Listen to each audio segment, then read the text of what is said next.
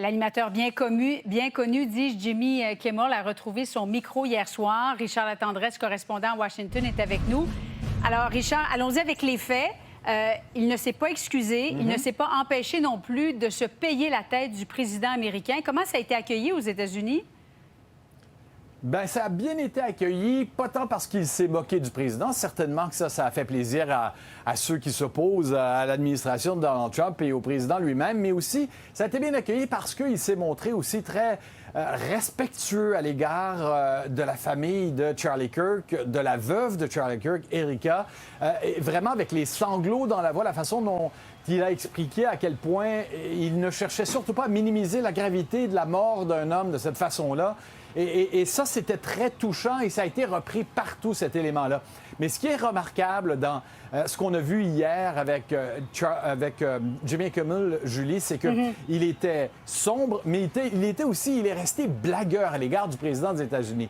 Et ça fait plaisir à entendre et on voit très bien dans quelle mesure, bien qu'on craigne maintenant que cette administration cherche par tous les moyens à casser ses opposants, il y a quand même des géants, d'immenses corporations comme Disney, comme ABC News, qui sont capables de dire, après ces 4 jours de suspension, on revient quand même en ondes et on fait entendre Jimmy Kimmel, qui est fondamentalement un humoriste, à tous les Américains qui vont vouloir l'entendre, parce que c'est ça la liberté d'expression chez nous.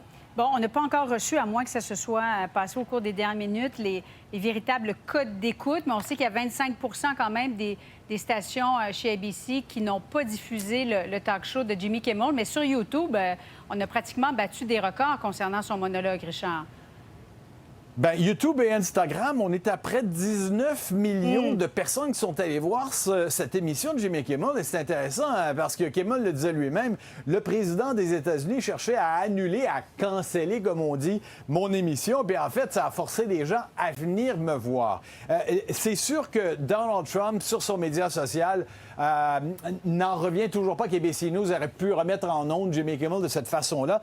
Mais on voit très bien sa démarche maintenant. C'est beaucoup plus clair. En réalité, ils cherchent de l'argent, c'est pas compliqué.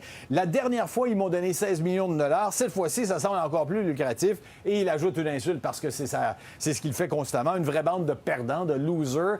Donald Trump veut chercher de l'argent. Alors, tu vois, quand Kimmel dit, c'est quand même assez fort, notre liberté d'expression est dépendante de la capacité de notre président à accepter une blague, c'est vrai que c'est inquiétant sur ce plan-là. Et le fait qu'il puisse mettre en danger des emplois, il y a plein de gens qui travaillent autour de Jimmy Kimmel, que le président des États-Unis, à cause d'une blague, puisse compromettre ainsi des emplois, il y a de quoi être inquiet. Oui, et dans la publication du président Trump, on avait l'impression que le président ne croyait pas que Jimmy Kimmel allait revenir, point, aussi rapidement, et de toute façon qu'il allait animer encore une fois une émission de fin de soirée. Cela étant, Richard, on a appris aussi qu'il y avait des centaines, voire même des milliers d'employés fédéraux qui ont été renvoyés par le DOJ, qui ont été appelés à reprendre le travail. Est-ce que c'est un aveu d'échec, ça? Bien, en tout cas, c'est un aveu d'improvisation. C'est certain, Julie, de la part de ce fameux département sur l'efficacité gouvernementale que menait Elon Musk, qui a complètement disparu de Washington et des cercles de la Maison-Blanche. Tu sais, Elon Musk nous avait promis 2000 milliards du budget qui allait être sauvé, du budget fédéral, qui est de 6 750 milliards de dollars. T'imagines?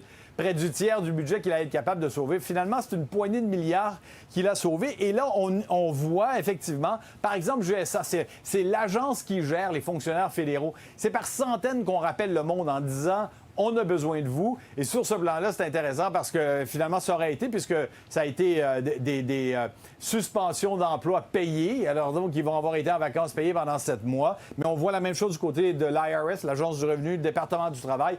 Vraiment, c'était de l'improvisation depuis le premier jour et ça se confirme encore quand on voit cette façon de vouloir ramener les travailleurs ici à Washington. Et en terminant, Richard, parle-nous de ce mur où on rend hommage aux anciens présidents à la Maison-Blanche. C'est comme si on avait oublié Joe Biden.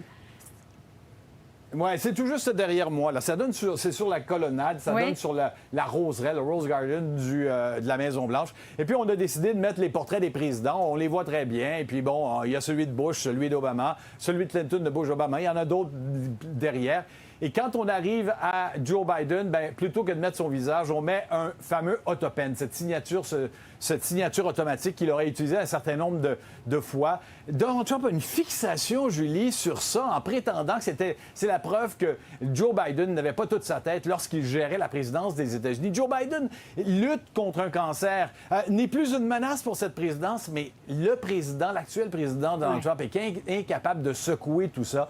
Et il est allé le dénigrer une nouvelle fois dans cette colonnade, ce qu'il appelle, lui, la promenade de la gloire présidentielle. Pas très, très glorieux. Merci beaucoup, Richard. On t'écoute évidemment en contexte ce soir à 20h. Merci. Avec plaisir.